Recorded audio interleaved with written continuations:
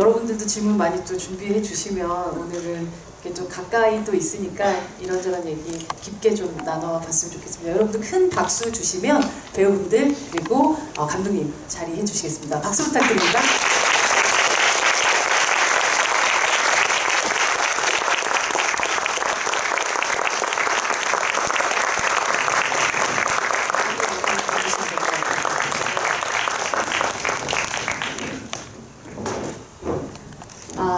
오늘 9월 13일 바로 죄 많은 소녀의 개봉일인데요. 물론 뭐 그 전에 영화제를 통해서 관객분들 많이 만나셨겠지만, 그리고 또 그 사이에 뭐 인터뷰를 통해서 기자분들도 많이 만나셨겠지만, 이렇게 제대로 관객들을 또 만나는 또 개봉일을 앞둔 이 마음이라는 거 좀 남다르지 않을까라는 생각이 드는데요. 감독님부터 관객분들에게 인사 한 말씀과 오늘의 이 감격스러움을 전해주시기 바랍니다. 네, 처음 겪는 일이라서 몇 번 얘기했지만 학생의 자세로 열심히 배우고 있습니다. 찾아주셔서 너무 감사드리고요. 네, 감사드립니다. 네, 김은서 감독님입니다. 저는 연출한 김의석입니다. 네. 감독님. 네, 저는 경민모 역할을 맡은 서영화라고 하고요. 여기서 여러분들 뵙게 돼서 너무 좋고요. 감사드립니다. 고맙습니다.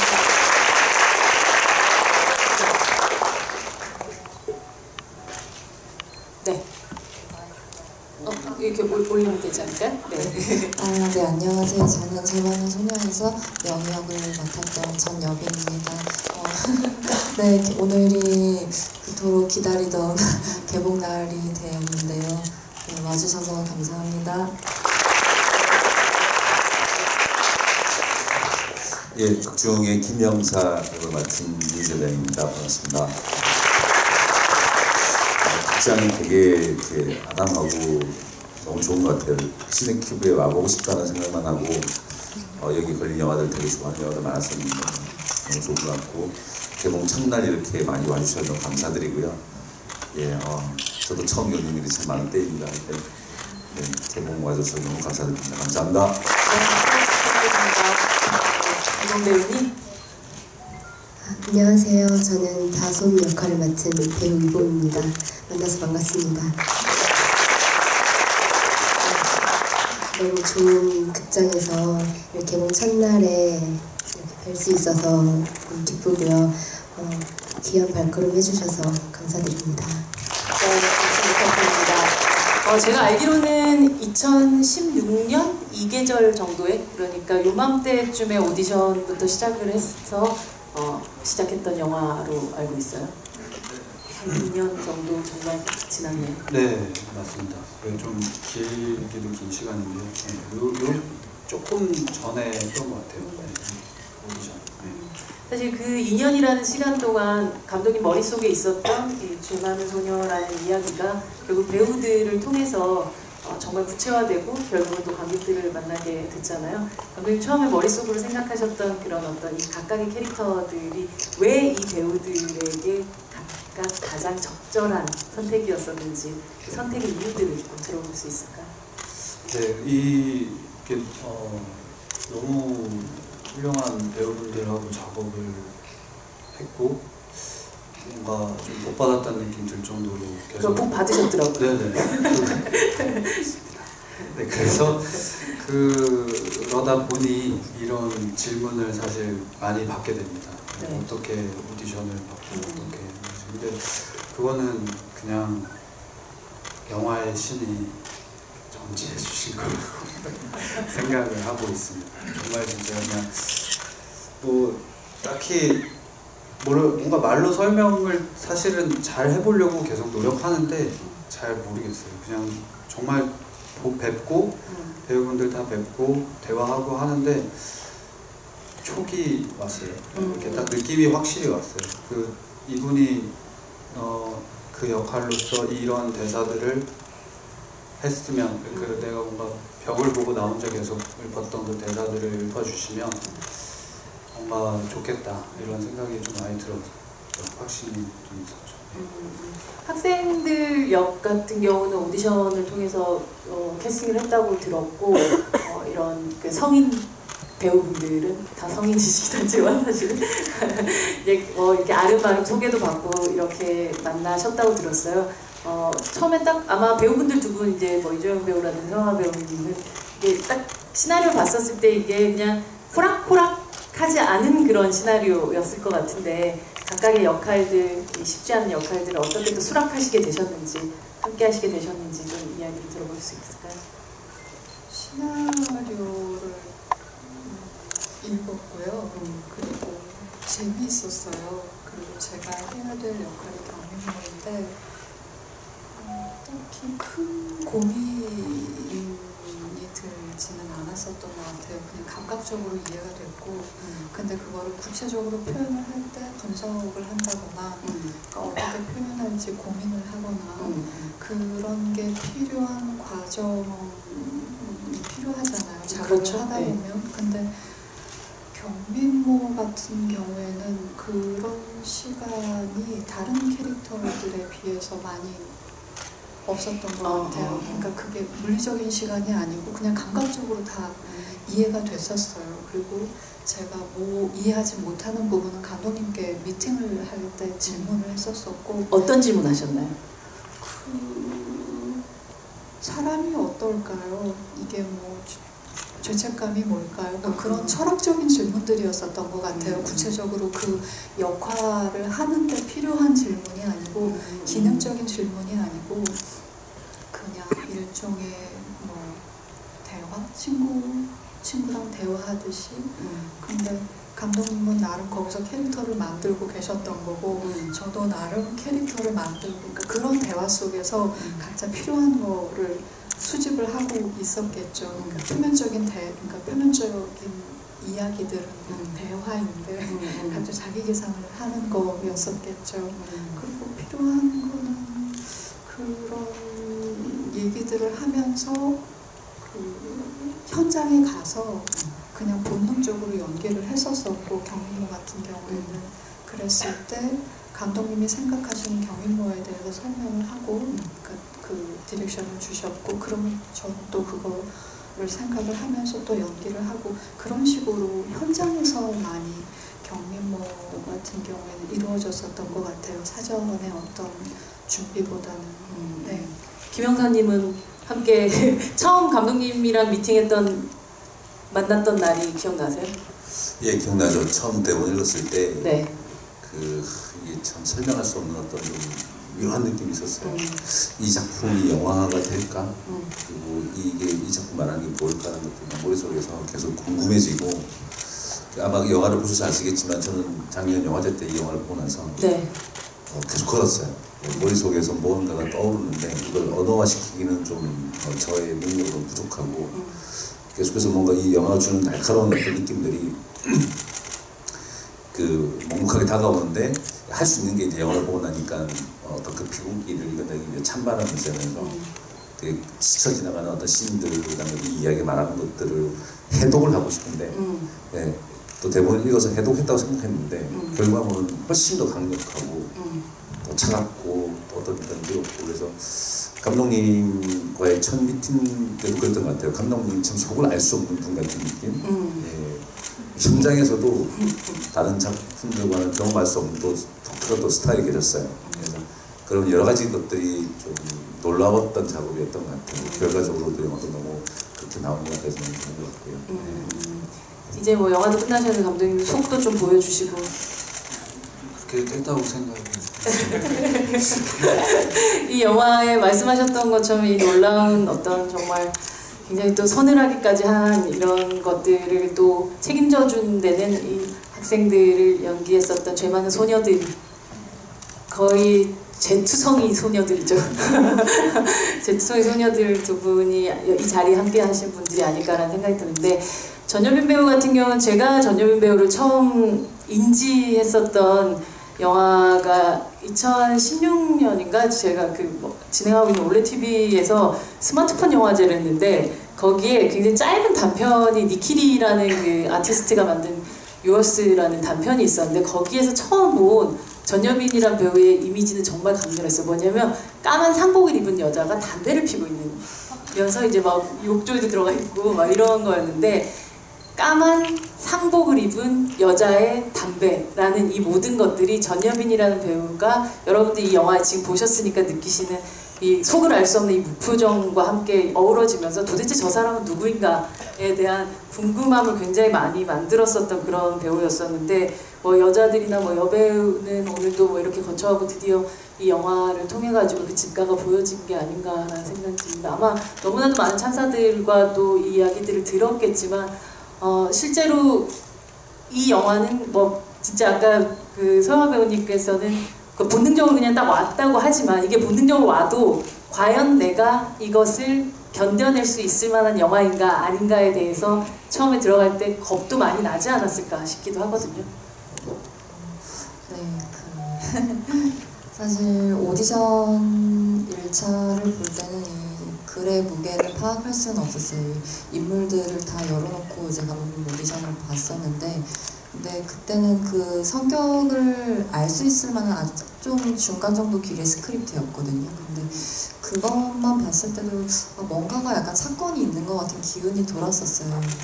2차 때 이제 비로소 책을 읽을 수 있었는데, 사실 그때는 이 글을 쓴 사람이 왜 이런 글을 썼을지가 너무 궁금해지더라고요. 네. 궁금해졌고, 감독님이랑 2차, 3차, 4차 이제 오디션을 거치면서 영희 역을 받았을 때는 무서움이 너무나 컸지만 감당하고 싶은 마음이 훨씬 컸어요. 그러니까 두려움도 너무 큰데 너무 감당하고 싶고, 모자라도 막 질질 끌려가더라도 어떻게든 붙어있고 싶었던 마음이 더 컸어요.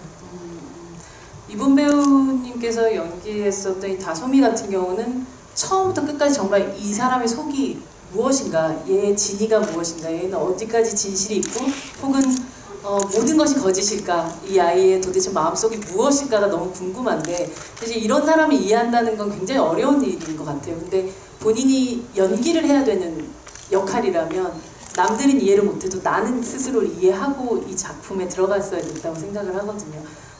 본 배우님께서 이해한 이 다솜이라는 인물은 어떤 친구였었나요? 네, 저도 잘 모르겠습니다. 감독님한테 그래서 계속 질문 많이 하셨을 것 같아요. 근데. 네, 굉장히 날카로운 질문이신 것 같은데, 제가 고민을 많이 했던 부분인데, 저도 사실 연기하면서 이해 안 되는 장면 많았어요. 특히 제가 연기하면서 힘들었던 장면을 질문하셨던 적이 있어요. GV 때. 그때 어떤 장면을 얘기했고, 인터뷰할 때도 여쭤보셨는데 또 다른 장면을 제가 얘기하고 있는 거예요. 그런 거 그때 내가 왜 다르지? 그때마다 좀 생각할 때마다 다르더라고요. 근데 끝나고 계속 생각하면서 보니까 예를 들어서 어떤 장면은 촬영장 가기 전까지가 되게 힘들었던, 두려웠던 장면이 있고, 어떤 장면은 촬영장에서가 연기하면서 카메라 앞에서가 진짜 힘들었고, 어떤 장면은 다 끝나고 난 다음에 계속 생각나고 막 아쉽고 했던 장면이 있는데, 그 촬영장에서 진짜 힘들었던 장면이 그 병원에서 네. 막 떠보고 막 이상한 네. 소문 막 전달하고 하는 장면이었거든요. 그때 저라면 이 친구가 이렇게 몸에 구멍이 나서 이렇게 힘들게 있는데, 저는 정말 눈물이 났어요. 현장에 갔을 때 그 특수분장한 모습을 보고 이봄으로서 눈물이 막 나고 힘들었거든요. 그래서 저 이거 못하겠다고 감독님한테 저 이걸 어떻게 아무렇지 않게 이렇게 얘기를 하죠? 얘는 어떤 애죠? 왜 이렇게 얘 인간이야? 이런 느낌. 네네. 그렇게 하다가 마음을 다잡고 내가 살아야 하니까 다솜으로 돌아오면은 다솜이가 살아야 하니까 네, 막 잔머리를 쓰고 머리를 쓰고 막 어떻게든 계속 이해하려고 했었고, 그렇게 연기를 했는데 오히려 그런 부분이 좋았던 것 같아요. 나중에 생각하면 다솜이가 극 중에서 하는 모든 행동에서 거의 모든 말에도 진실이었고 진짜 내 감정도 없고 그렇더라고요. 그런 부분에서 제가 확실하게 뭔가 이게 맞다, 이게 맞는 일이야, 아니면 이렇게 감정을 표현하는 게 맞아라고 생각하고 연기를 했더라면 안 됐을 것 같아요. 제 연기가 옳다고 제가 스스로 생각했다면. 근데 계속 줄타기를 하고 있었거든요. 스스로 좀 힘들었지만 제가 연기 되게 못하는 것 같고 막 집에 가면 막 자책하고. 근데 그런 것들이 감독님께서 코멘트를 해주신 거랑 같이 뭔가 해서 이게 이루어지지 않았나 하는 생각을 마지막에는 했습니다. 감독님 현장에서 배우들마다 조금씩 접근하는 방식들을 달리했다고 하셨어요. 아, 네. 그 접근하는 방식. 이야기를 네, 커뮤니케이션의 네. 방식이라고. 그냥 일단 어쨌든 감독의 입장에서 디렉션을 드리면 이게 지적이 될 수 있잖아요. 그거를 좀 경계하고 싶었어요. 이 배우분들이 좋은 연기를 계속 하고 계시다는 근데 그 방향성에 대한 의견을 드리는 거라는 그런 식으로 받아들여 주셨으면 했고, 제가 뭔가 연기에 대한 지적을 한다의 느낌이 안 들었으면 했었어요. 그래서 다 개인 따로 말씀을 드렸어요. 그러니까 예를 들어 두 분이 대화하시는 씬이면 한 분한테 가서 그 앞에 분이 조금 안 들리게 이렇게 따로 말씀드리거나, 아니면 다른 공간으로 이동해서 둘이서 대화를 하거나 뭐 이런 식으로 했던 것 같아요. 그래서 그러다 보니까 당연히 그것은 대화고 사람과 대상에 따라서 대화의 방식은 다르니까요. 네, 그렇게 했죠. 네. 이 영화 속의 모든 캐릭터들이 말씀하신 대로 뭐 그 배우로 그 캐릭터로 살아야 하니까도 동시에 있고, 그냥 어쨌든 죽지 않고 살아야 하니까 할 수 있는 선택들이 굉장히 많이 있죠. 그러다 보니까 되게 비인간적인 선택들을 할 수도 있고 좀 비이성적인 행동들을 하게도 되고 하다 보니까 이 영화 속에서 정말 감독님에게 이 사람은 왜 이런 행동을 하나요? 라는 질문들을 끊임없이 배우분들이 했을 것 같기도 하고, 그러다 보니까 여기에 있는 그 누구도 그리 친하게 지낼 수 없는 상황이었을 것 같아요. 아까 이제 성화 배우님께서 저희 잠깐 대기하면서 그런 얘기도 했었지만 뺨을 때리는 장면 같은 경우도 있었고, 특히나 영희랑의 이 긴장감들을 어쨌든 유지하기 위해서 서로 어떤 부분에 거리감을 두어야 됐었던 그런 현장이었었던 거죠. 예. 그리고 그 전 질문을 조금 보충해 주세요. 네. 하면은 이런 생각도 했던 것 같아요. 진술을 바꾸셨죠. 네. 정확한 진술을 해주시죠. 정확한 진술의 첨언. 네. 네, 잠깐 하잖아요. 약간 이런 생각도 있었던 것 같아요. 이게 좀 그러니까 각각의 따로 디렉션을 드렸을 때 상대 배우분이 연기를 바꿔서 오셨을 때 그거에 대한 자연스러운 반응도 기대를 했던 것 같아요. 그러니까 저는 한 분한테만 디렉션을 드렸는데 그것은 또 두 분이 계실 때 한 분한테 디렉션을 드리면 이분은 그거에 영향을 당연히 받으실 거야. 네, 그래서 어떤 분 한 분께 드려야지를 먼저 생각을 하고 가서 이제 말씀을 드리고 이것에 대한 거는 모르고 뭐 이런 경우들이 좀 많았던 것 이제야 말할 수 있다. 네, 그렇다면 어떤 씬이 있었나요? 구체적으로? 네. 네. 대부분이 그랬나요? 네, 대부분이었고요. 네. 뭐 이를테면 그냥 얘기 듣다가 생각난 건데 그 다솜 그 장면도 네. 그 목구멍이 그런 거를 뭐 대기할 때 볼 수 있잖아요. 네. 근데 그것도 이제 안 보는 상황으로 못 보게. 네. 못 보게까지는 아니고 웬만하면 안 봤겠다.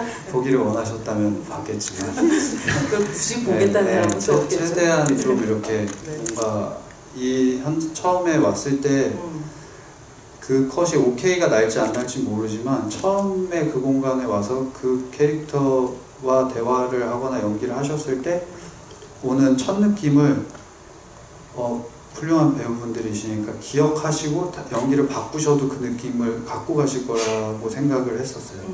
그래서 그런 식으로 좀 하려고 노력을 했던 것 같아요. 그게 좀 더 진짜의 모습이 나오지 않을까 이런 생각을 했던 것 같습니다. 포스터에 뭐 이렇게 많이 또 쓰기도 했던 장면인데 김영사가 이제 처음으로 영희랑 이야기를 나누던 그 장면이 굉장히 되게 저는 놀라운 순간이었던 것 같아요. 너네 뽀뽀했잖아 라는 말을 딱 한 이후부터의 영희의 표정의 변화 그리고 눈빛의 변화 같은 것들이 엄청 났었는데 그 순간은 이게 거의 고정된 방식으로 이 사람을 바라보고 있는데도 불구하고 두 가지 연기를 하고 있더라고요. 네. 그러니까 어떤 어른들 우리가 알려주고 싶지 않았던 어떤 비밀들을 기어코 캐내서 CCTV를 보고 나한테 들이미는 이 어른들에 대한 어떤 반항과 분노 같은 것들이 있다가 어느 순간 그 날로 돌아가는 듯하게 동공이 풀려버리는 느낌 같은 것도 받았었던 것 같아요. 그 장면을 찍을 때 앞에 섰다 유재명 배우님도 또 그걸 사실 그 가장 우리보다 먼저 목격했던 그 목격자였을 테니까 그 순간 그 장면에 대한 이야기 조금 들어봤으면 좋겠는데 두 분에게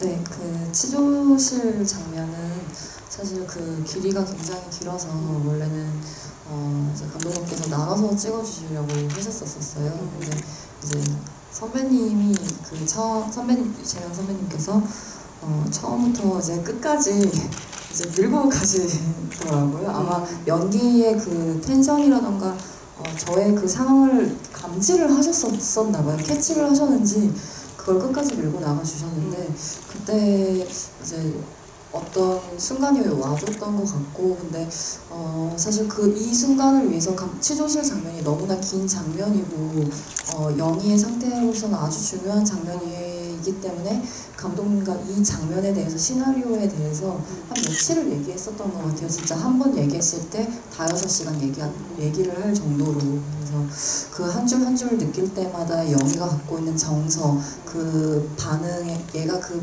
말 한마디를 할 때 이 어른을 향하는 어떤 생각이 담겨져 있는지 그런 것까지 다 공유가 된 상황이었었어요. 그래서 아까 이제 소장님께서 말씀해 주신 것처럼 그런 감정을 계속 내포했고 그 형사님이 주시는 반응에 따라서 그걸 더 확장해 나가려고 했었던 것 같아요. 그 앞에서 들어주고 있는 이 사람의 리액션이라는 것이 굉장히 또 중요했기 때문에 그 앞에서 영희의 연기가 나올 수 있었다고 보거든요. 저도. 그 씬 할 때 기억나는 게 감독님한테 파도를 받고 그 중심된 어떤 코드를 갖고 이제 씬을 들어가는데 이게 표면적으로는 기조의 형태이기 때문에 제가 강력하게 이 범인의 자백이나 어떤 것들을 본데 사실 끄집어내어서 진행되는 어떤 그렇죠. 양식된 어떤 연기잖아요. 그렇죠. 네. 근데 이 양식된 연기 뭐 그러니까 형사 제가 뭐 연기자로서는 형사를 했지만 어떤 것도 전형성을 두면 안 되겠다는 생각을 했었던 것 같아요. 윽박지르는 모습 그리고 그 형사라는 어떤 캐릭터가 주는 전형성에서 탈피하는 것이 제일 큰 것 같고 근데 당연히 또 형사 연기를 해야 되고 네, 네.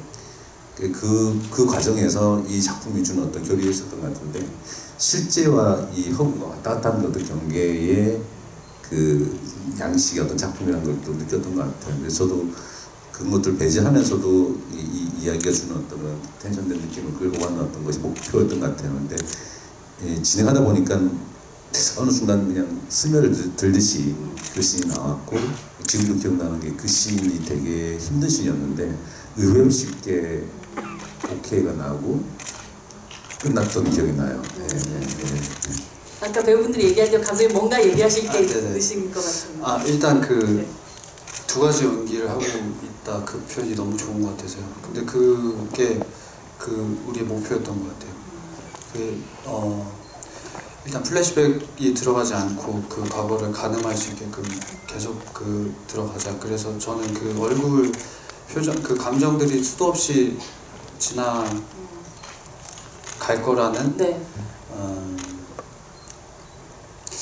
수도 없이 지나간다는 걸 알고 있었어요. 네, 제가 알고 있었기 때문에 그 상황을 어떤 구체적인 화면보다 여빈 씨 얼굴이 더 값진 그 감정을 전달해 줄 거다라는 생각이 있었고, 그래서 그것에 대해서 말씀드렸고, 그 두 가지 연기를 하는 것은 유재명 선배님도 마찬가지였어요. 그러니까 형사 그 지금 얘기해 주신 것처럼 양식적인 연기, 그 양식적인 형사의 형태와 동시에 뭐 이웃집 아저씨나 아빠 같은 모습, 그거를 계속 유지해 주시려고 노력을 해 주셨고, 그 날은 촬영을, 그러니까 그 씬이 힘든 씬인데 여기까지 찍기로 했는데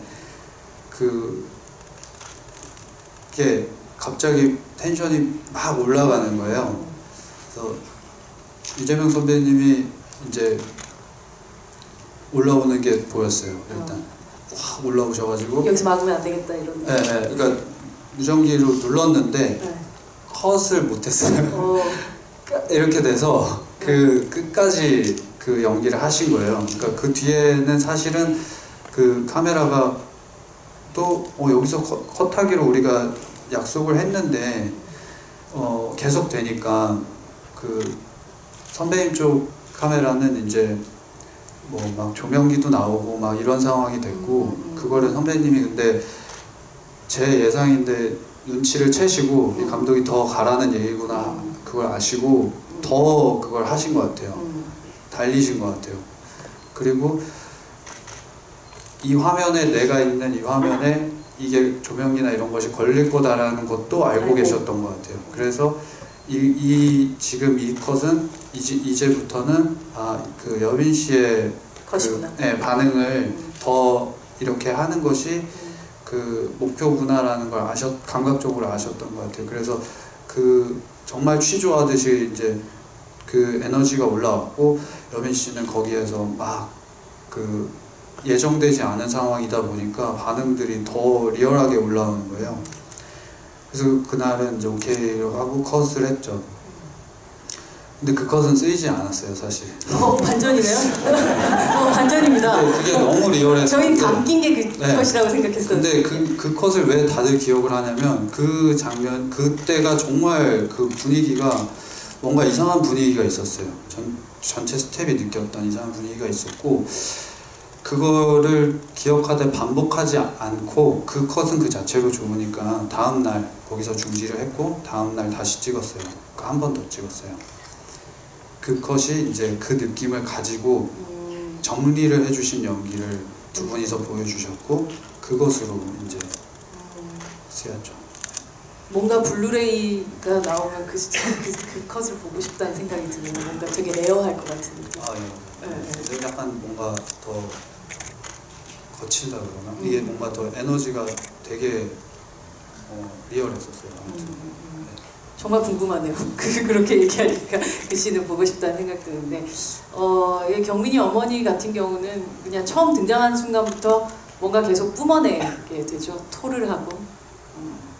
실질적으로 이 사람은 심리적인 어떤 상황의 스트레스가 몸으로 이렇게 다 드러나는 사람이라는 느낌을 받았었던 것 같아요.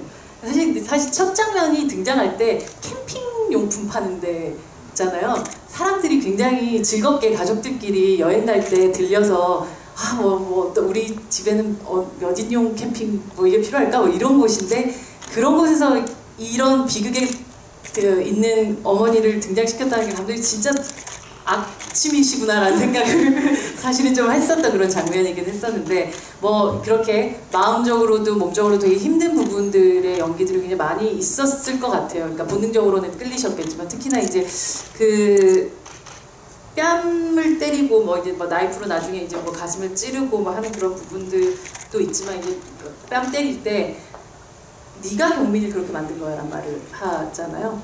근데 그 말은 사실은 어머니 스스로가 자신에게 했던 말이지 않았을까라는 생각하면서 그 장면의 그 감정 상태에 대해서 어떻게 또 해석하시고 연기하셨는지가 좀 궁금합니다.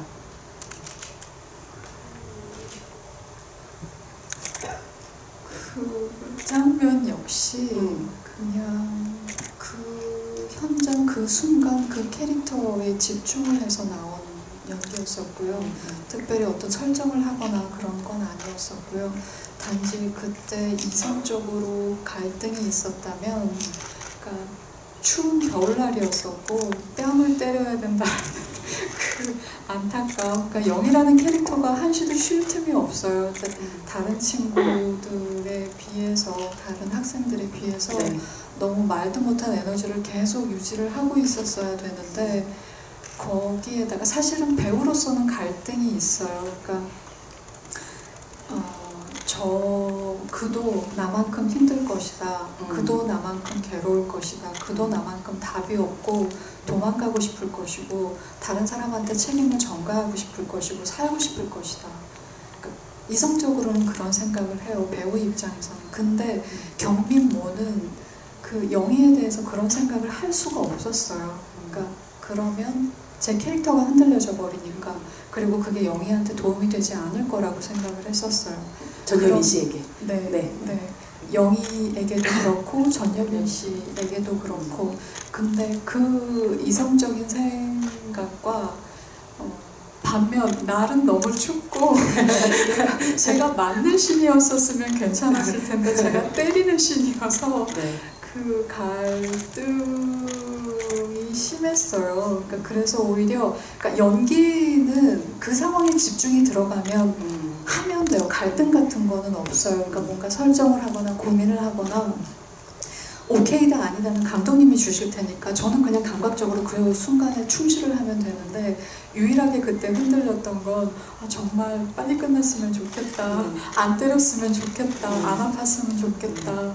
그 생각이었어요. 네. 그리고 나서는 되게 그 어느 근데 때보다 자꾸 시켰어요. 안아주셨다면서요, 그래도 여민 씨를. 네.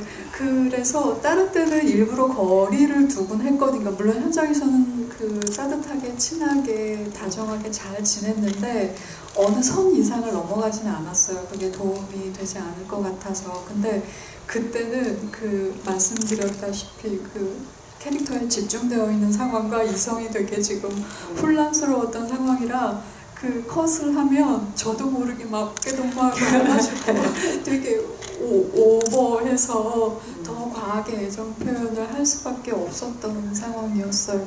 네.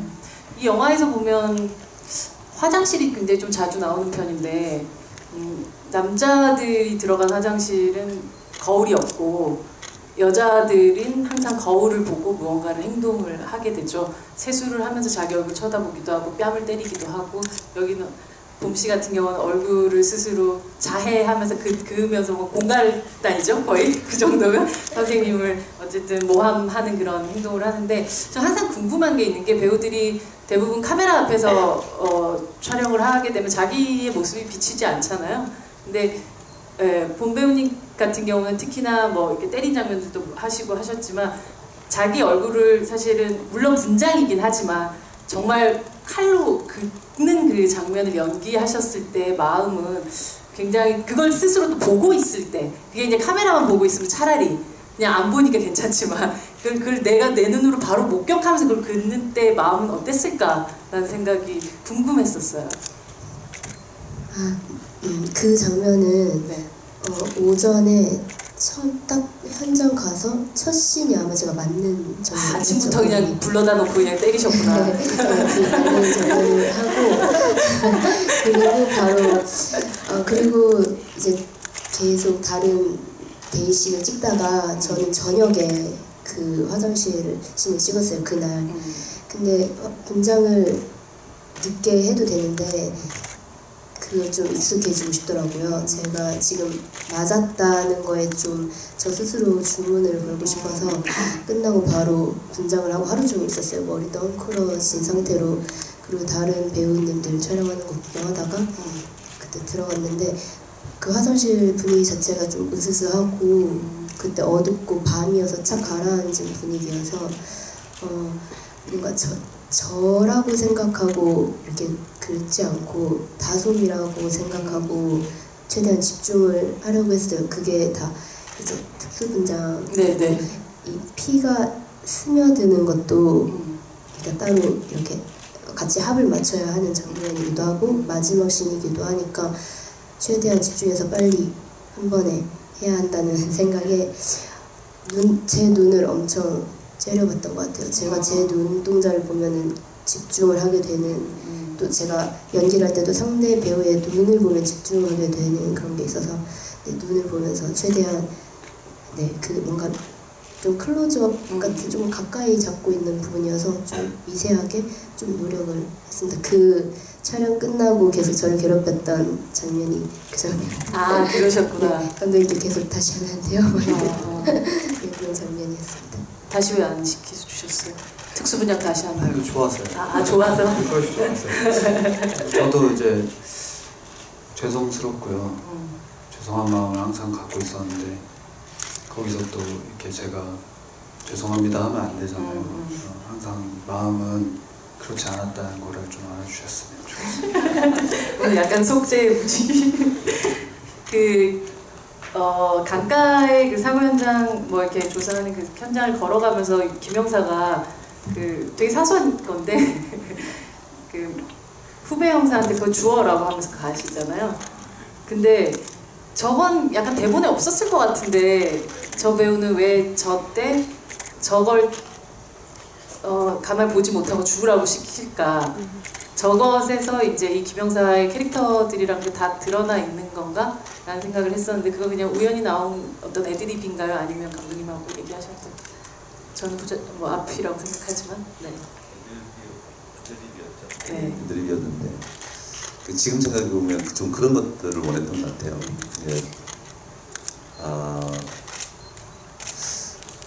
개인적인 얘기가 될 수 있는데 네. 어느 날 제가 물에 빠져 죽는 연기를 막 하고 나서 숙소를 들어갔는데 아침에 어떤 분의 그 비보를 듣고 촬영장에 갔었고 그리고 그날은 제 일인 제 직업인 죽는 연기를 열심히 서해 그 짠물에서 하다가 숙소를 들어가서 제가 나왔던 드라마의 그 누군가의 죽음을 애도하는 씬을 보면서 막걸리 한 병 먹고 있었어요. 좀 뭐랄까 설명할 수 없는 어떤 것이 왔는데 누군가의 죽음을 다른 어떤 일반적이라기보다 어떤 영화들은 멋있게 전형적인 어떤 방식의 아주 그냥 비장한 음악을 깔고 또 혹은 또 웃기게 재밌게도 하고 비장하게도 만들고 BGM도 아주 멋있게 가는데 그게 현실은 아니잖아요. 그렇죠. 그건 현실은 아닌데 어떤 죽음을 목격하고 그 죽음을 저의 직업으로 다가가는 사람이 하는 행동은 저 죽음을 그렇게 바라보는 것이 아니라 일상이고 담배를 피는 사람은 담배를 필 것이고 가다가 오줌 마르면 중간에 어디서 오줌 누겠죠. 네. 예. 또 현장에 가서 이 죽음을 조사를 하고 다시 일상으로 들어오고 근데 또 어떤 인물을 만나서는 되게 정의로운 척, 진실된 척 그걸 추궁하고 그걸 밝히는 것이 사명인 양 하게 되는 그런 좀 느낌이 좀 있었던 것 같아요. 되게 아무렇지 않게 표현하기. 네네. 언제나 죽음이 곁에 있는데 저의 개인적인 경우는 이 세상에는 그것이 가장 리얼하게 볼 수 있는 방법은 뭐 어떤 약간의 어떤 그런 것들이 일상의 사소한 어떤 예. 것들이 그냥 나오는. 그 다리를 걸어갈 때 눈에 힘주고 멋있는 형사처럼 걸어가면 안 되니까.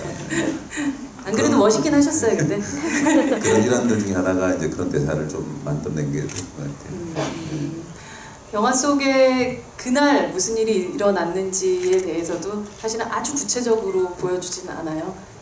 그렇다면 사실 경민이와 또 영희와 뭐 또 이 아이들의 사이에 그 과거에 어떤 일이 있었는지는 영화는 아예 얘기하지 않죠. 그냥 뭐 옛날에 친했다고 뭐 그러나 지금 별로 안 친해요 이런 거야 그냥 어른들한테 하는 그냥 얘기인 것 같고 어쩌면 그냥 제 상상에는 이들의 전사에 대해서 연민 배우님께서는 아마 좀 써놓거나 혹은 생각하시거나 충분히 이야기를 나누지 않았을까라는 생각이 들거든요.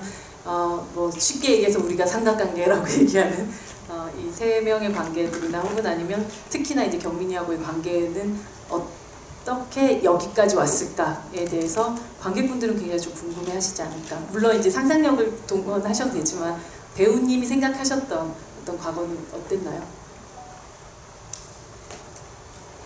저에게 이제 경민이와 한솔, 그러니까 경민은 너무 중요한 사람이었기 때문에 감독님께 물어봤었어요. 그러니까 영희랑 경민이랑 어떤 사건이 있었고 또 한솔이랑 어떻게 친해진 거냐 그런 것들을 물어봤었는데 감독님 대답해 주시겠어요? 어떻게 할까요? 감독님이 그럼 그 부분에서 감독님이 대답해 주세요. 이거 약간 파트를 나눠서. 네네네. 네. 네, 그 뭐 너무 구체적으로 얘기 드리면 오히려 재미없을 것 같고 그냥 뭐 제가 짜놓은 거는 사실 가이드 정도고요. 그것에 대한 구체적인 어떤 대입할 수 있는 경험들이 분명히 있으셨을 거라고 생각을 해요. 근데 그 가이드는 뭐 이런 거였죠. 예전에 정말 친하게 지냈는데 그 환경의 차이가 좀 있잖아요. 경민이는 잘 살고 뭔가 뭐 그런 것들이 있고 영희는 약간 보안이 좀 어렵거나 그러니까 결핍이 많은 친구. 네. 경민이 같은 경우는 그 너무 풍족해서 결핍이 생겼을 수도 있고요. 무관심이 그래서 생겼을 수도 있고 뭐 그래서 서로 더 끌렸던 것 같아요. 그래서 둘이서 잘 지내다가 어느 타이밍에 멀어졌고 그 멀어진 것은 어떤 사건이나 이런 것이 아니라 서로 뭔가 잘 안 풀렸던 그 이상하게 멀어지는 순간들 있잖아요. 그래서 내가 생각하는 어떤 지점이 다르고 이 친구가 생각하는 지점이 다른, 그래서 풀고 싶지만 이미 멀어져서 타이밍을 둘 다 서로 놓쳐버린 그 정도의 상태라고 둘이 생각을 했어요. 그리고 이게 다 해결되나요? 근데 뭐 그럼 다 영화 보셨는데요, 뭐. 그 정도 가이드라인 드린 것 같아요. 그래서 이제 예, 조금 사실 더 구체적으로 말씀드리긴 했는데 지금 뭐 요 정도인 것 같아요. 근데 비밀이 많으신 분 같아요. 네. 여빈 배우님은 그러면 이 가이드라인을 듣고 머릿속으로 만들어낸 자기만의 또 스토리가 있지 않았을까요? 여기 이 이야기에 붙여서 근데 사실 이게 제가 올해 30이긴 한데 이 영화를 만났을 때는 28이었어요. 네. 근데 이게 살다 보니까 그 28이 어떻게 짧다면 되게 짧은 시간이고 또 길다면 긴 시간인데 저의 계획과 상관없이 되게 어떤 인연들을 만나기도 하고 헤어지기도 하고 그러니까 상실이라는 것을 겪고 싶지 않았는데 겪었던 순간들이 있었던 것 같아요. 이제 그것을 가져오려고 했었어요.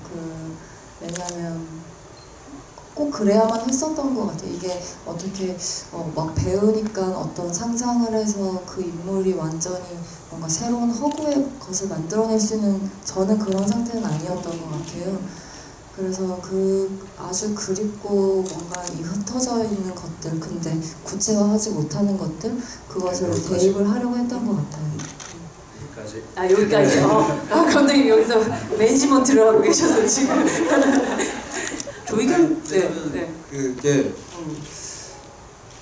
그게 없는 영화인데 그걸 얘기할 필요가 없다. 왜곡시키고 그걸 감춘 영화잖아요. 사실 그리고 그거를 우리는 구체화하려고 노력한 건데 그 노력은 그걸 감추기 위한 노력이었거든요. 그리고 뭐 애써 감춰놨는데 지금 그쵸. 그리고 사실은 네. 그거 때문에 서로 작업 자체가 어떻게 보면 상처였단 말이에요.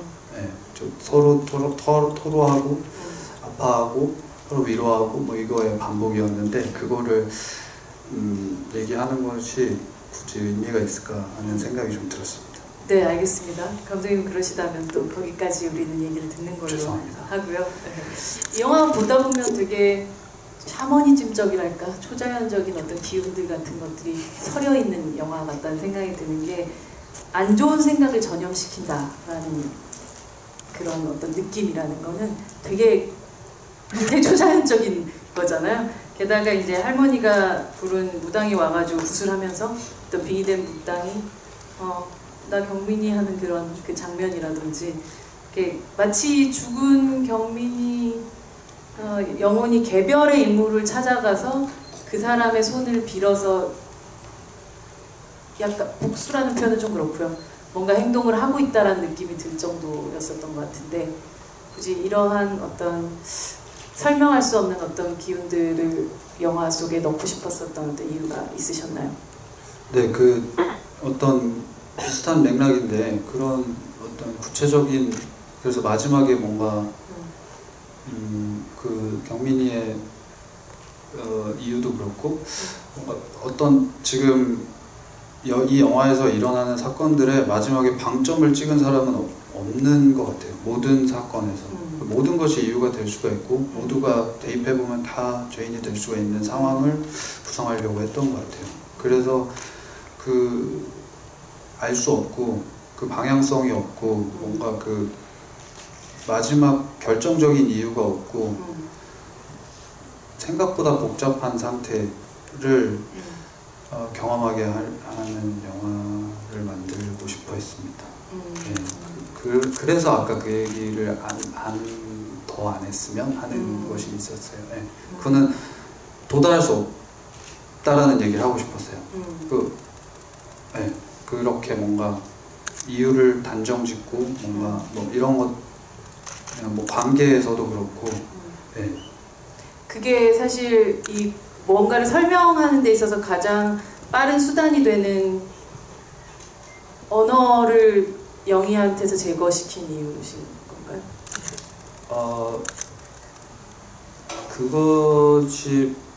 그것은 설정이나 뭔가 이유라기보다 그거는 그냥 어떤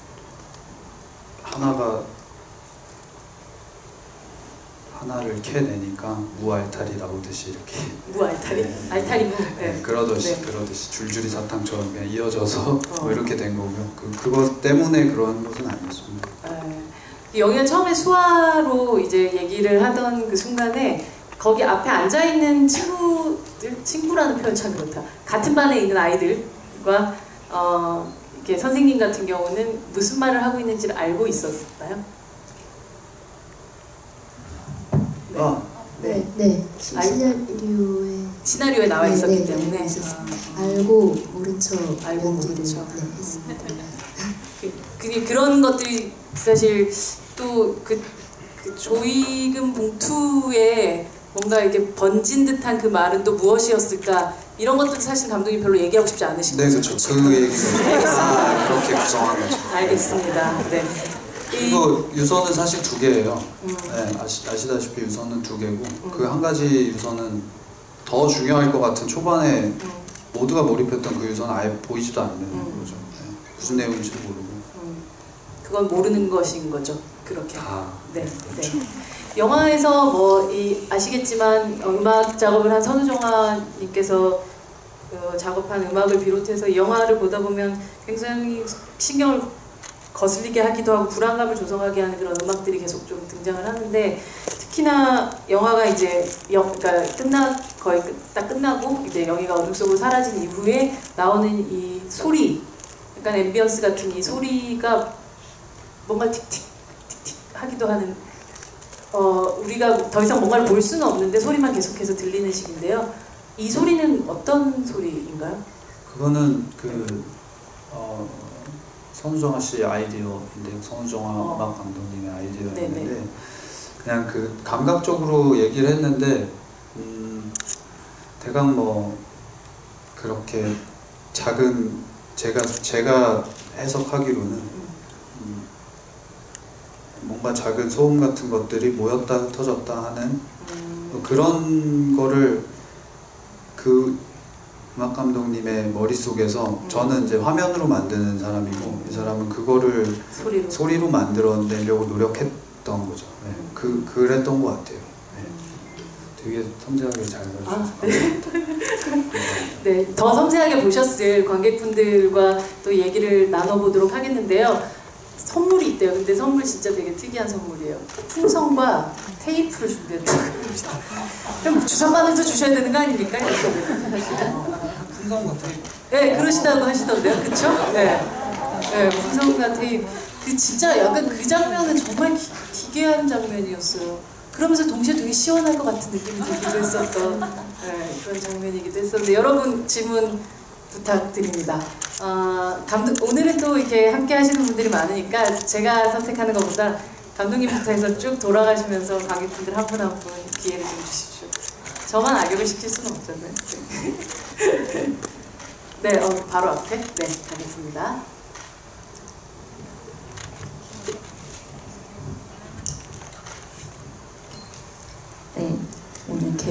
같이 할 수 있어서 너무 좋고 와주셔서 감사합니다.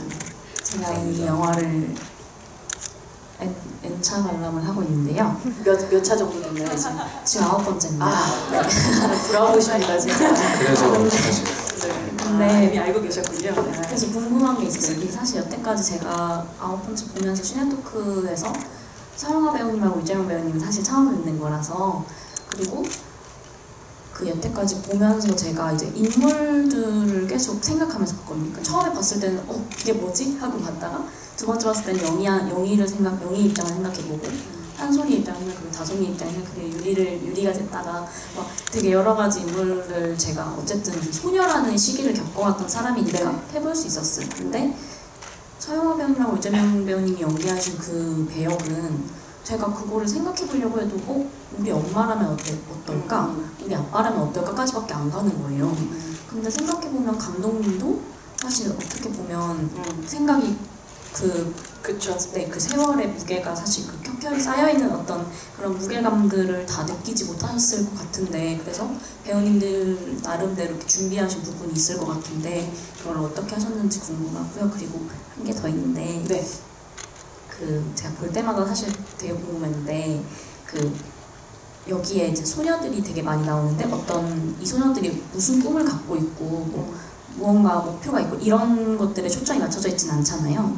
근데 영희가 병원에 입원해 있을 때 보면, 그래서 이제 다솜이 찾아왔을 때 유서가 나왔다고 얘기하고, 그래서 반 애들 누구라고 물어보는 수첩에 그림이 되게 잘 그려져 있더라고요. 뭔가 엄청난 솜씨인 것처럼 마치 미대를 준비하는 학생처럼. 그리고 이제 한솔이가 자기의 얘기를 고백하고 올 때도 뭔가 그림을 그리고 있거나 낙서를 하고 있는 듯한 모습이고, 그래서 그런 것들에 대한 캐릭터 전사가 따로 있으셨는지가 궁금합니다. 네, 그럼 서영아 배우님과 유재명 배우님께서 그 얘기를 좀 해주시면 좋겠습니다. 다른 작품에서 만약에 엄마였다면, 자식을 잃은 엄마였다면 저희 작품처럼 접근하지는 않았을 것 같아요. 근데 그 시나리오 읽고 감각적으로 이해했다라는 그 지점도 같은 맥락인데, 그리고 감독님이랑 미팅을 하면서 캐릭터나 작품에 대해서 얘기를 한 이후에 나온 답도 그랬었고, 현장에서 연기하면서도 그랬었던 거고, 제가 아이 엄마라기보다는 경민에 대해서, 물론 그 씬에서 필요한 자식에 대한 절절함은 있지만 그거보다 제가 먼저였었어요. 내가 영희와 다르지 않고, 내가 형사와 다르지 않고, 내가 다솜과 다르지 않다라고 생각을 했었어요. 그러니까 내가 어른인데 어른이 아니라고 생각을 했었어요. 어른이라면, 아이 엄마라면 다른 선택을 하고 다른 표현을 하고 다른 아픔을 표현했을 것 같은데, 이 시나리오의 경민모는 그러지 않았었거든요. 그래서 제 개인을 먼저 생각을 했었고, 내가 살고자 했었고, 저 사람의 탓을 하지 않으면 내 탓이 돼버려요. 그러면 나는 살 수가 없어요. 견딜 수가 없어요. 그냥 무너져요. 근데 어쨌든 작품이 끝날 때까지 나는 지탱을 해야 되거든요. 그러니까 다른 사람 탓을 하죠. 그게 영희일 수도 있고, 형사에 대한 원망일 수도 있고, 아이를 찾는 구조 환경이라든가 학교라든가 선생님이라든가 매 순간 다른 사람한테 그 화살을 돌리고, 그래서 견뎠었던 것 같아요. 내 분량이 끝날 때까지. 그래서 질문에 대한 답이 될지는 모르겠지만 어쨌든 엄마는 아니었어요. 그냥 저였어요. 대답이 됐을지 모르겠습니다. 네, 유재명 배우님. 네, 저도 선배님 말씀에 되게 공감하고요. 언젠가부터 어떤 영화나 드라마가 강한 작품에서는 악역, 선한역, 조력자, 코믹 캐릭터 되게 이제 구분하고 획을 그어서 인물의 군상들을 전용화시키는 것이 익숙해졌고, 또 저도 저 역시 그런 익숙함에 되게 많이 빠져 있는 것 같은데, 김영사가 아까 나왔던 지조실험 끝나고 나서 경사소로 복귀를 해서 점심을 먹다가 담배를 한 대 피러 벤치에 나왔는데, 그 씬을 어떻게 그 지난 시간을 이 김영사는 어떻게 생각을 할까? 혹시나 그 씬을 되게 미안해할까? 혹은 걔 나쁜 애네 라고 단정 지을까? 아니면 자기가 너무 과하지는 않나 반성을 할까? 그건 모르는 거잖아요. 그건 아무도 모르는 거잖아요. 그리고 뭐 술을 먹다가 혹시 반성의 눈물을 흘릴 수도 있는 거고. 김영사라고 그러지 말란 번은 없으니까요. 내가 나이가 들어서 늙어가는구나. 아, 나도 꼰대가 돼가는구나. 내가 걔한테 왜 그렇게 심하게 했을까? 술 먹고 올 수도 있는 거잖아요. 그러니까 이 작품의 어떤 결이 그런 것 같아요. 정해지지 않는 것 같아요. 이게 선한 것과 악한 것과 나쁜 것과 좋은 것이 공존하고 있고 이게 묘하게 이상하게 흘러가면서 그것들이 이 스크린 밖으로 튀어나오면서 나에게 던져주는 어떤 것들이 교감하는 것들이 이 영화의 어떤 큰 매력 같은데 저도 역시 그런 부분 되게 중요시 했던 것 같아요. 그래서 알게 모르게 뭐 선한 미소를 지으려고도 하지 않았고 너무 강력하게 악한 모습을 드러내서 형사 캐릭터를 만들려고 하지 않았던 그런 것들이 되게 재밌었고 또 즐거운 작업이었던 것 같아요. 정해진 답이 없는 그랬던 것 같아요. 네. 그림은 일단 뭐 시나리오를 쓸 때 되게 지지부진했어요. 시나리오 막 빨리 쓰는 스타일이 아니어서 되게 오래 썼는데 그리고 오래 쓰는 동안 얼마나 쓰셨어요?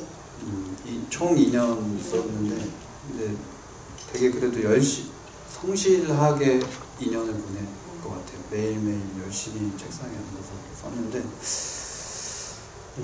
그래서 지지부진하다 보니까 이 캐릭터를 상상하고 이렇게 뭐 마주할 시간이 되게 길었어요. 그러다 보니까 그런 그 외부의 것들 뭐 보면 좋고 아니면 말고 이런 거 있잖아요. 찍을 때. 근데 보셨네요. 그런 것들을 많이 구상을 했죠. 근데 이제 그거는 이렇게 생각을 했던 것 같아요. 이거는 학교에서 지향하는 사회에서 목표를 정해주거나 교육하고 해서 그 교육된 목표가 있고 그 외부의 잉여 재능 같은 거라고 생각했어요. 그거에 반발심일 수도 있고 뭐 도태됐을 수도 있고 그래서 그림 그리거나 뭐 이런 시간들이 많았을 거라고 생각을 했고 그게 자연스럽게 되게 잘 그려진 그래서 영희는 혼자 뭘 하나 했을 때 그 노트를 미술팀하고 엄청 고민을 했었는데 그게 미술감독 동생의 진짜 노트예요. 그래서 그거를 제가 우연히 봤는데 이게 너무 좋아서 이거가 딱 되면 될 것 같다고 그래서 가져왔는데 그거를 몇 개를 만들어 왔었어요. 미술감독이. 근데 그 느낌이 안 나더라고요.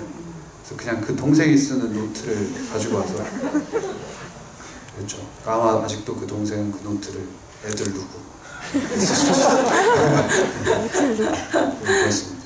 네, 다음 질문으로 가도록 하겠습니다. 서영아 배우님께서 한 분만. 네. 감독님한테만 제가 이럴 줄 알았어요. 네, 손 드셨을 때 네. 제일 먼저 보이셨네요. 제 네. 눈에 띄어서 네. 네. 안녕하세요. 영화 정말 재밌게 봤습니다.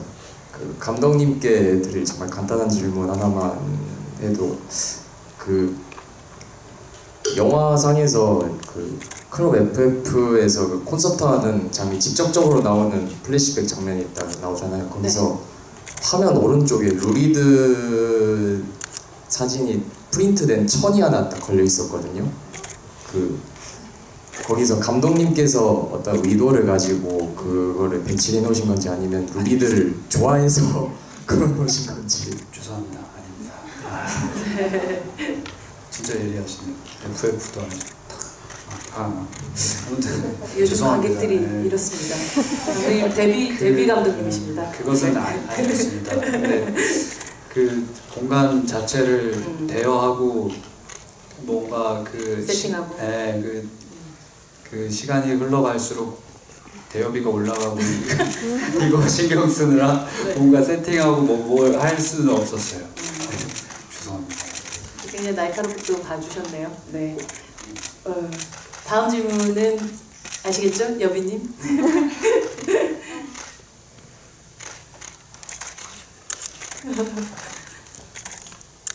네, 여기 맨 앞. 네.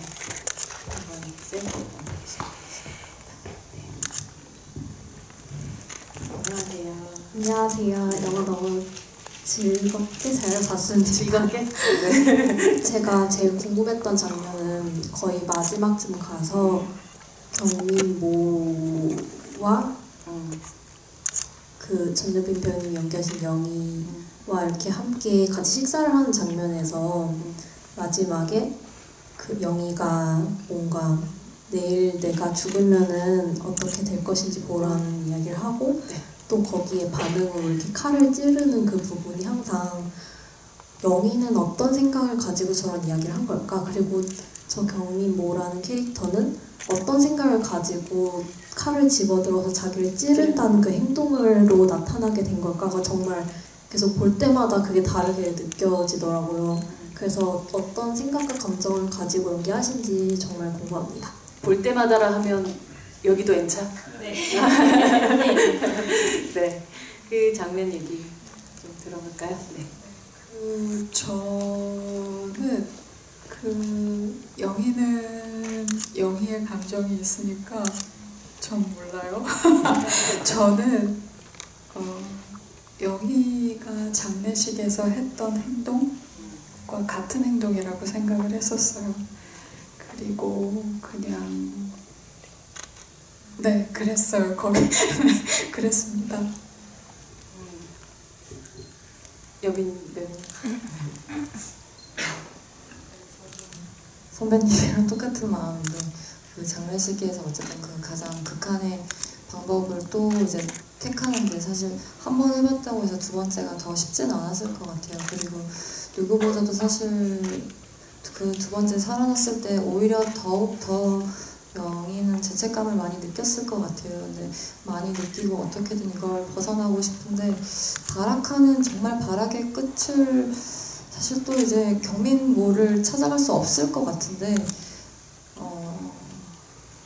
정말 끝으로 가버렸던 것 같아요. 또 네.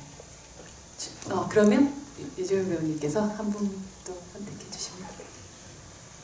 제일 앞에 하셨으니까 제일 뒤에. 네. 근데 정말 관객분 대단하신 것 같아요. 다 보고 있네요. 안녕하세요. 영화 잘 봤습니다.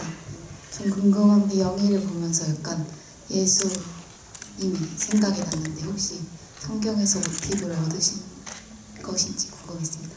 감독님한테 먼저 들어볼까요? 네. 뭐 이거는 많이 얘기를 했는데 사실 너무 깊게 얘기해서 해석의 여지를 좁히게 될까봐. 근데 네, 기독교 성경의 패러디를 했습니다. 전체적으로. 근데 이제 패러디고요. 네, 그렇습니다. 감독님 비밀이 많으세요. 책임한 대답처럼 들리진 않죠? 해석의 여지를 너무 좁힐까봐 걱정하는 거죠? 맞습니다. 네. 그래서 최선을 다해서 패러디를 했습니다. 네. 그런 어떤 베이스를 일단 이야기를 시작하실 때 좀 이렇게 염두에는 두셨다는 얘기인 거죠? 네, 그러니까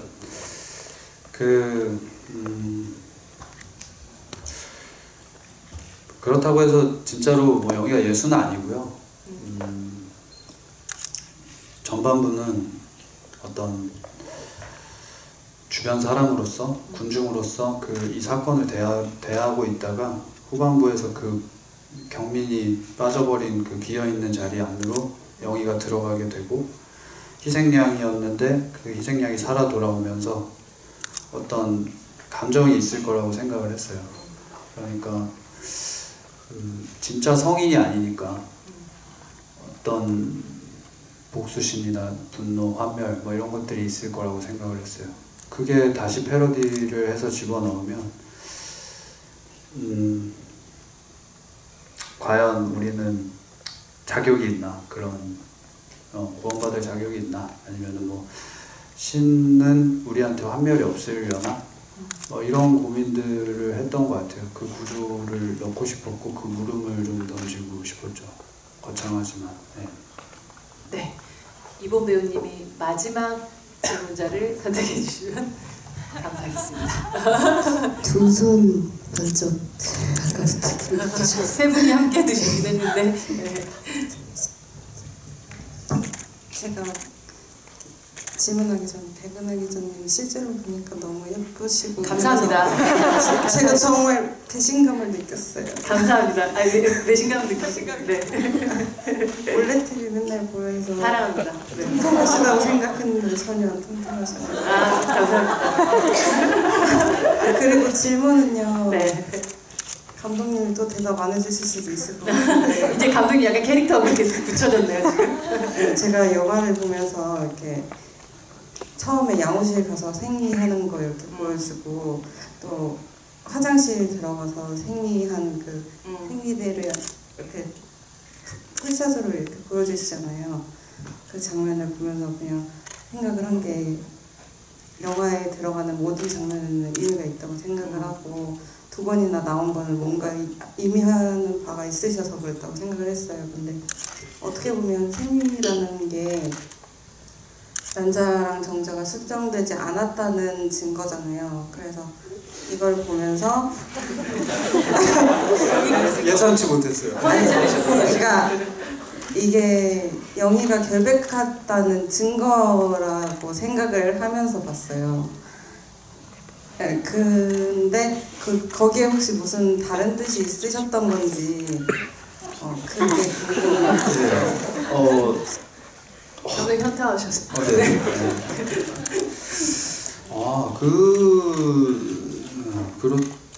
죄송합니다. 그렇지 않았고요. 그 앞에 얘기. 네네네. 앞에 얘기는 너무 심오하게 잘 봐주셔서 감사드립니다. 네, 그 정도까지 생각하진 않았고요. 그 첫 번째 장면은 이 질문은 항상 나오는 질문이라서 많이 대답을 했는데 첫 번째 장면은 그러니까 둘 다 어떤 감정적인 부분을 설명하기 위한 것이었고요. 네, 첫 번째 장면은 뭔가 기사를 봤어요. 제가 기사를 봤는데 그 생리혈을 검사를 한다는 학교의 기사를 봤었는데 지금은 그런 일이 없겠지만 그런 기사를 보고 좀 충격을 받아서 좀 야만적이다라는 생각을 해서 그거를 약간 학교라는 사회 이 제가 구성한 이 사회를 설명하기도 쉽고 그거에 대응하는 방식도 이제는 너무 많은 이런 일이 너무 많이 벌어지니까 영희라는 캐릭터는 이렇게 또 대응하기도 하는 그 캐릭터를 설명하기도 쉬울 거라고 생각을 해서 집어넣고 두 번째 장면 같은 경우는 그렇게까지 이제 클로즈업으로 보여드린 이유는 이제 취조 장면이 길고 우리는 그 얼굴을 보면서 전날 밤에 진실에 도달했을 거라고 도달하려고 굉장히 노력하고 같이 추궁하는 입장이라고 생각을 했어요. 카메라의 위치에서 관객도 같이 그 영희를 추궁하면서 그날의 뭔가 진실에 도달할 것처럼 유재명 선배님 얘기해 주신 것처럼 의뢰 장명화가 그렇잖아요. 네. 그래서 이렇게 머리 몇 번 쓰면 답이 나오고 뭐 이런 분위기를 만들어내고 싶었어요. 그래서 마치 답이 나올 것처럼 우리는 그 상황을 향해 달려가는데 결론적으로 도달했는지 안 했는지 모르겠는데 대충 뭐 이렇게 가늠하는 거죠. 씬은 종결이 됐으니까. 근데 바로 그 다음 씬이 이제 이 아이가 혼자 그렇게 하는 장면인데 그 장면을 바로 그렇게 붙임으로써 우리는 하나도 모르고 있구나 이걸 충격을 주고 싶었어요. 특히나 이제 제가 남자이기 때문에 남자들이 충격받을 거라는 생각을 했고 그러니까 이런 일은 늘 일어나는데 우리는 사실 그런 배려가 별로 없잖아요. 실생활에서 그런 얘기를 좀 하고 싶었어요. 그래서 언제부터였는지 모를 이 고통이 얘는 하루 종일 우리가 생각하는 거랑 다른 결에서 다른 방향으로 살고 있는 거죠. 리얼 월드에서.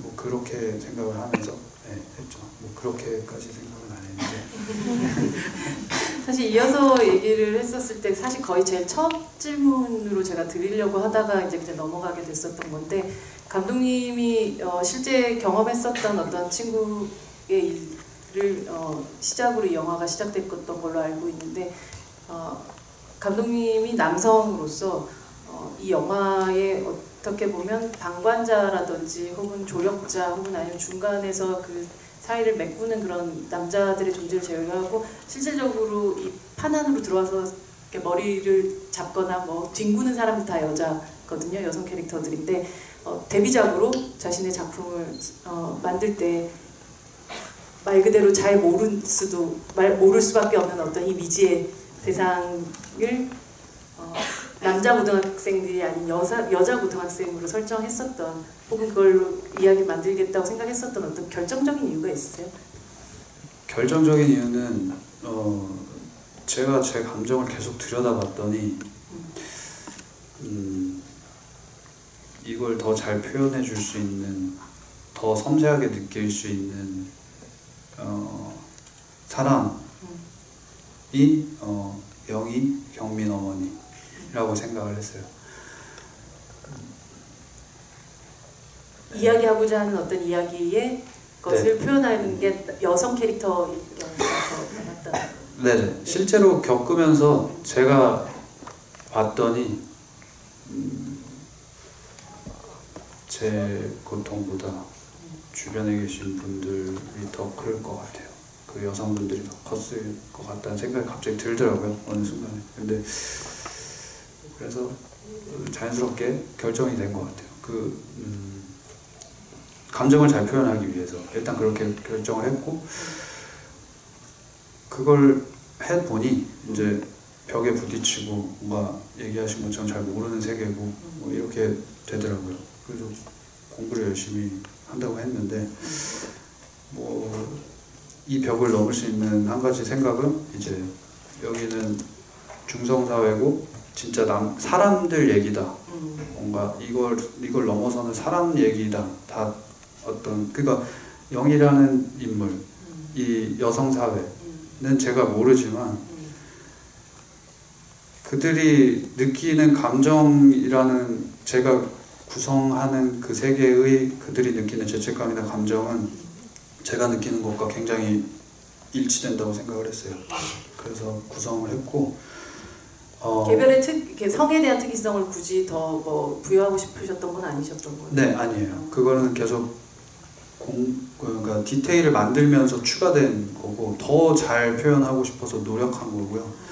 저는 그러니까 뭐 이건 개인적인 소망인데 뭐 좀 자유롭게 많은 얘기를 하는 감독이 되고 싶어요. 그래서 성별이 없는 감독은 좀 성별 없는 존재지 않나. 그냥 혼자는 작가나 감독은 성별 없는 존재지 않나. 그렇게 되고 싶다.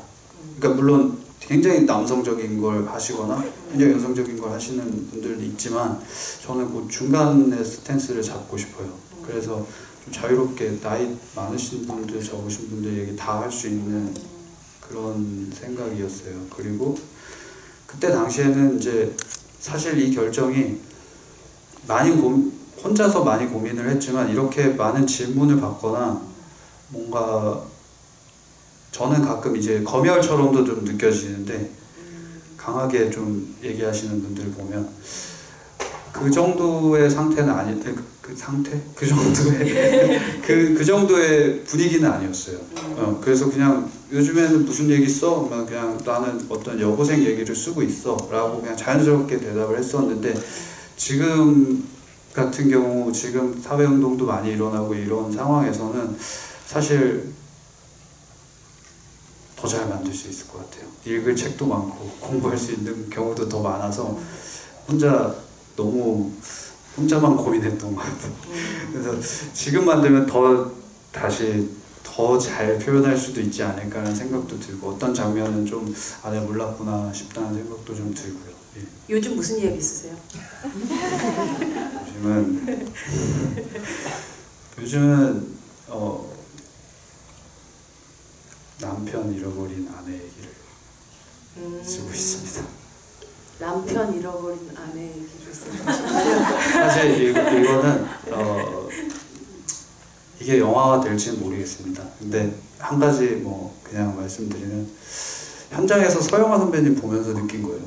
그러니까 이 캐릭터가 너무 멋있더라고요. 이 경민 어머니. 그래서 이 캐릭터를 뭔가 발전시켜보고 싶다라는 생각이 좀 들어서 그 얘기를 만들고 있어요. 이래저래. 근데 뭐 어떻게 될지 잘 모르겠어요. 저도. 기대하고 있겠습니다. 네, 잊어주세요. 아, 네. 네, 저희가 이제 다시 이제 감독님이 다음에 남편을 잃어버린 아내 얘기로 개봉을 하시는 날 다시 모여서 이야기를 하도록 하고요. 오늘 얘기를 하다 보니까 시간이 엄청 금방 갔네요. 금방 갔네요, 진짜. 10시 반을 훌쩍 넘어서 44분이네요, 지금 보니까.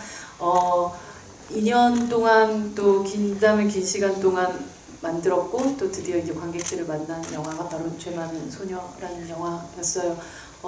각각 배우들에게, 감독님에게 이 죄 많은 소녀는 지금 또 어떤 의미를 또 가지고 있는지 이야기를 하면서 이 자리를 감독님 마지막으로 대답해 주시면 될 것 같아요. 네, 본 배우님부터 본인에게 이 작품은 어떤 작품이었고 또 마지막 인사까지 이어서 해주시면 될 것 같습니다. 네, 저에게는 처음에 캐스팅돼서 굉장히 들뜨고 기뻤던 기억이 있는데 굉장히 부담스러웠어요. 많이 부담스러웠었고 분석하면서 진짜 너무 모르겠어서 스스로 많이 자책도 하고 저를 좀 많이 힘들게 했던 작품이라고 기억해요. 저 스스로 굉장히 제일 많이 연기를 많이 하지 않았지만 굉장히 경력이 없지만 앞으로의 진로에 대해서도 다시 한번 생각하게 하고 네, 그랬던 작품인데 어떻게 1년이 지나서 부산국제영화제에서 또 저희 작품 얘기를 하고 또 1년 지나서 개봉을 해서 또 얘기를 하고 하면서 점점 쌓이면서 요즘 드는 생각은 저한테는 전환점이 된 작품이고 굉장히 의미가 깊은 작품이고 앞으로의 저 스스로 저에게 기대하게 만드는 그런 작품이에요. 네, 여러분들께 관객분들을 만나면서 더 많은 관객분들을 만나면서 어떤 의미가 될지 모르겠지만 좀 마음속에 깊게 자리 잡을 수 있는 작품이 되었으면 좋겠다 하고 요즘에 항상 소망하고 있습니다. 감사합니다. 네, 이본 배우님께 큰 박수 부탁드립니다. 네, 근데 관객분들 정말 대단하신 것 같아요.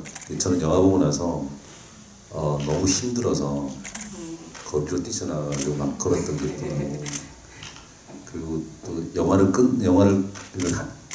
찍은 입장이지만 이 영화를 받아들인 관객분들은 어떻게 생각할까 되게 궁금했었는데 너무 소통에 대해서 잘 열어주셔서 너무 감사드리고 좀 색다른 경험을 하는 것 같아요. 이게 더 좋은 영화들, 좋은 영화라는 표현 써서 죄송합니다. 또 다른 결의 영화들이 많아야 되겠구나라는 생각도 들고 그 한예리 씨가 오늘 봄이 가도라는 영화도 개봉을 했는데요. 네. 그 세월호 관련된 이야기인데 뭐 배경으로 한 그 배우분께서 그 영화 우리 영화랑 두 개를 보셨어요. 그래서 그런 얘기를 하시더라고요. 봄이 가도는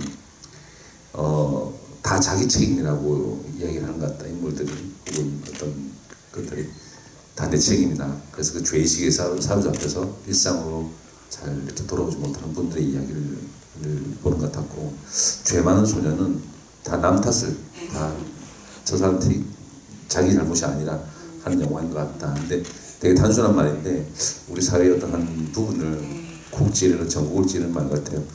그러니까 나쁜 사람, 뭐 좋은 사람 이런 어떤 것들이 아니라 내가 살아가는 방식은 어떤 방식인지. 그러니까 지금 우리 얘기를 하면서 제가 계속해서 그냥 어떤 생각이 드냐면 그 교장 선생님이 입이 떠올라요. 그리고 제 입도 떠오르고 무심한 인물들의 입들이 떠오르는 것 같아요. 그러니까 이 입들이 그냥 스치는 이상한 경험했는데 정말 이 말이라는 것이 무서운 것 같다는 생각도 들고 그리고 영화 한 편이 세상에 나와서 자리매김하는 것들은 되게 신비로운 거라고 알고 있었는데 또 신비로운 경험을 한 것 같습니다.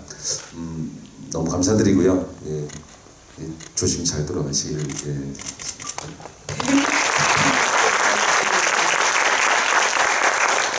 죄 많은 소녀도 보시고 봄이 가도도 보시면 그 자리가 바로 명당입니다. 저 천천히 되지. 이제 앞서서 두 분의 말씀 들으니까 또 같이 뭔가 감정이 더 이렇게 풍요로워지는 것 같은데 이번 영화를 만나면서 사실은 배우라는 일을 너무 하고 싶었고 잡고 싶었는데 사실 배우라는 거 이전에 저는 사람들을 만난 것 같아요. 일단은 영화라는 글을 쓰는 사람들, 세상의 이야기를 하고 싶고 그 이야기에 너무나 함께하고 싶은 뜨거운 사람들을 만났어요.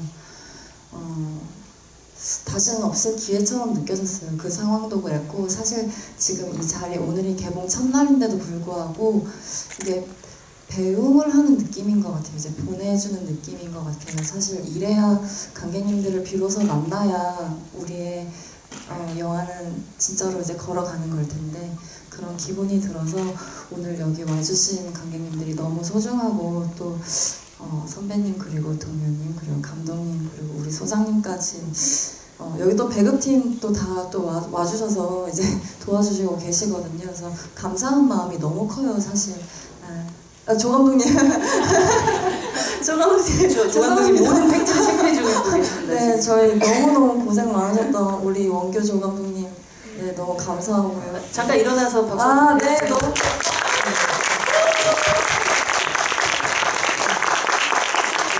고맙습니다. 시네큐 거의 매주마다 와서 영화 봤던 것 같은데 여기 이렇게 앞에 서니까 기분이 남다르네요. 감사합니다.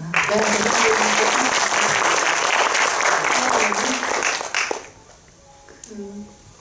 영화 보시고 함께 자리해 주시고 열심히 들어주시고 말씀해 주셔서 일단 감사하다는 인사 먼저 드리고 싶고요.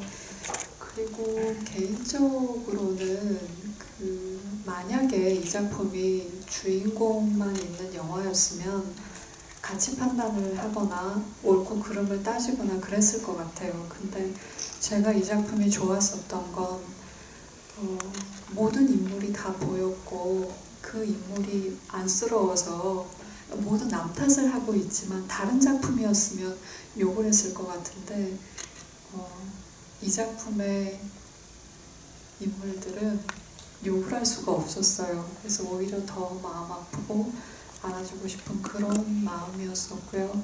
그리고 이런 작품에 출연할 수 있어서 겁나 좋고 잘 못하는 말이지만 감독님께 감사하다는 인사를 드리고 싶습니다. 고맙습니다.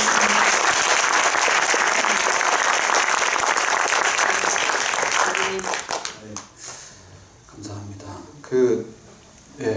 그게 목표였어요. 이어서 얘기하자면 사실은 그러니까 주인공이 없는 영화를 만들고 싶었어요. 주인공이 없는 영화는 곧 다 주인공인 영화라고 생각을 했고, 실제로 한 프레임에 한 명이 잡히는 경우는 거의 없어요. 물론 이 영화는 영희가 제일 먼저 보이고 경민 어머니가 많이 보이고 뭐 이런 게 있지만 그 외에 모든 인물들이 다 주인공이었으면 했어요. 예. 그랬고, 그래서 좋은 배우분들과 카메라가 없는 공간까지 계속 고민하면서 그 시간을 어떻게 보낼지 계속 고민하면서 되게 행복한 시간 보낸 것 같아요. 그리고 개인적인 바람은 이게 뭐 개봉을 하고 하는데 아까 봄씨 얘기해 주신 것처럼 저는 그러니까 조금 더 깊게 남았으면 좋겠어요. 그래서 우리가 다 같은 시간 안에 같은 방향성을 갖고 사는 것 같지만 다 다른 시간 살고 있잖아요.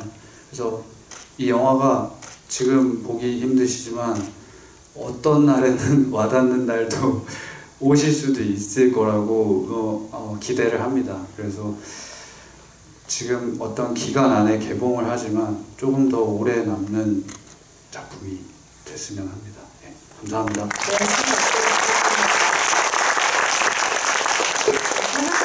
영화는 뭐 개봉이라는 그 시기라는 걸 갖게 되지만 결국 영화의 생명은 뭐 기니까요. 보다 보면 어느 순간 각각의 캐릭터에 다른 방식으로 이입하게 되는 시기가 인생마다 또 닥쳐오지 않을까라는 생각이 드는데, 뭐 아주 희망적인 영화가 아닐 수도 있겠지만 이렇게 어떤 모든 인물들의 밑바닥을 보고 났을 때 비로소 만들어지는 희망이라는 것들도 분명히 존재하지 않을까라는 생각 듭니다. 오늘 약간 또 개봉날과 함께 또 이렇게 오랫동안 많이 N차로 이렇게 봐주시는 아주 충성도 높은 관객들과 함께 또 해서 그런지 되게 개봉 파티하는 느낌이었어요. 저는 마음은.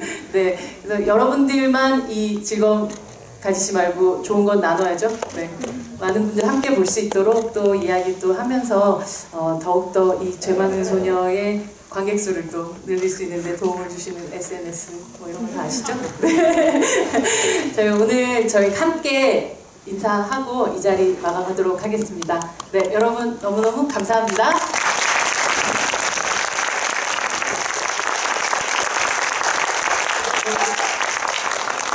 네, 잠깐만요. 여러분들 잠시만 자리에. 예, 오늘 개봉 날이라서 일어나서 파티가 준비되고 네, 여기 가시죠.